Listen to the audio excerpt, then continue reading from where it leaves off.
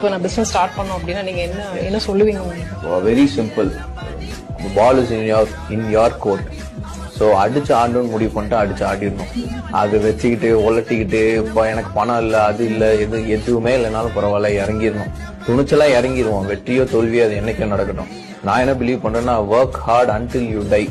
Failure R success that will be determine at your time. உலகத்தில் நிறைய பேர் வருஷக்கணக்கா நல்லா படிச்சு மாங்குன்னு மாச சம்பளத்துக்கு ஒர்க் பண்றாங்க.